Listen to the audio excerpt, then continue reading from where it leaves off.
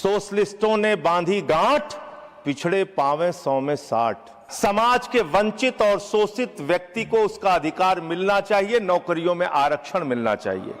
सिर्फ एक जज आदिवासी समाज से हुए हैं। इस जज को आप नकार कैसे, इस फैक्ट को आप नकार कैसे सकते हैं? ये बात सही है कि आजादी से लेकर के अभी तक एक ही शेड्यूल ट्राइबल जज पहुंचे सुप्रीम कोर्ट, वो भी रिटायर हो गए कई साल पहले, एक ही हुए, वो भी सही बात है।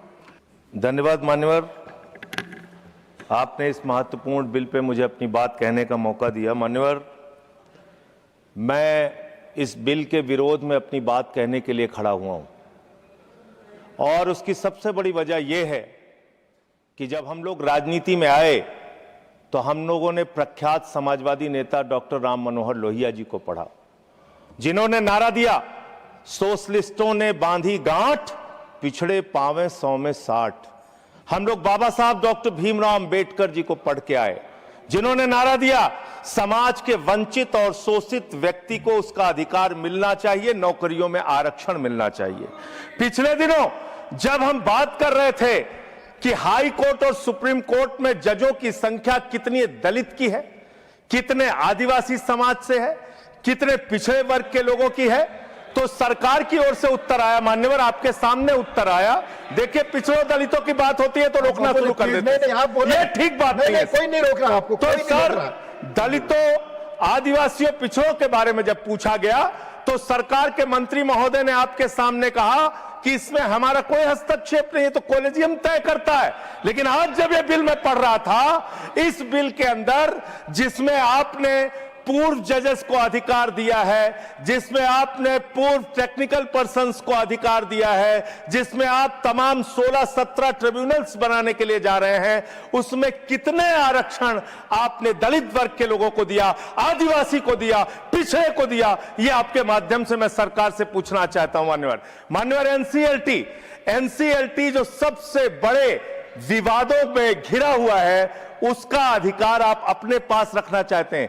इस कमेटी को एनसीएलटी गठन करने का अधिकार नहीं है। क्यों अधिकार नहीं है?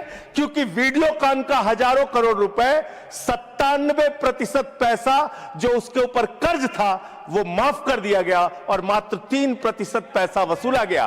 5,53,000 करोड़ रुपए में से मात्र 3.5 लाख करोड़ रुपए माफ किया गया और बाकी पैसा वसूल किया गया। ये सारा खेल एनसीएलटी के माध्यम से हो रहा है, जिसमें हजारों लाखों करोड़ रुपए बड़े बड़े पूंजीपतियों का आप माफ करते हैं और उसके गठन का अधिकार आप अपने हाथ में रखना चाहते हैं।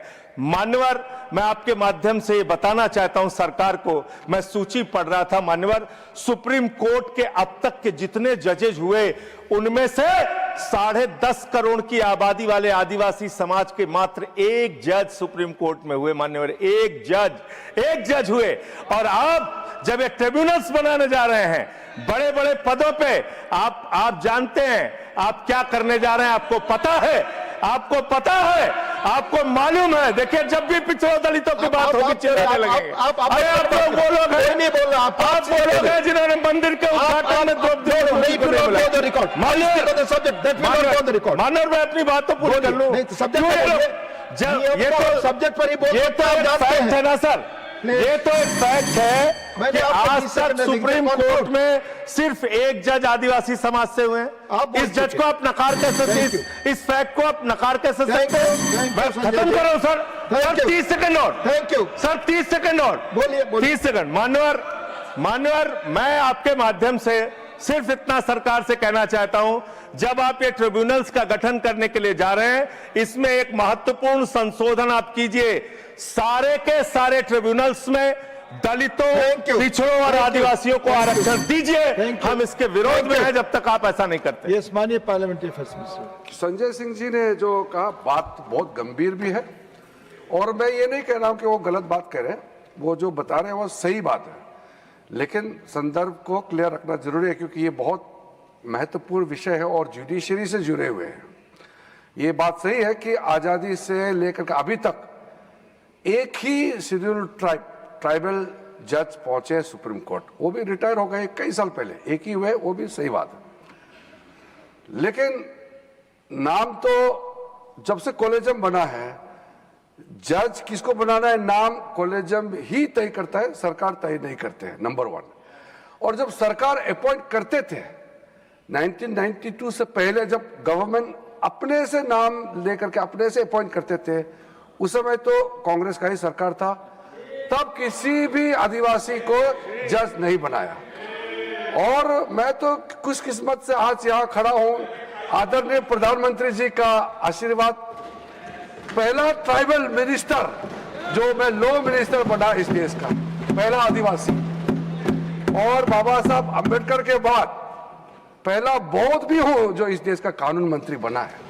तो नरेंद्र मोदी जी ने ट्राइबल के लिए इतना बड़ा काम किया, ये सिर्फ सांकेतिक नहीं है, सोच के साथ काम किया है।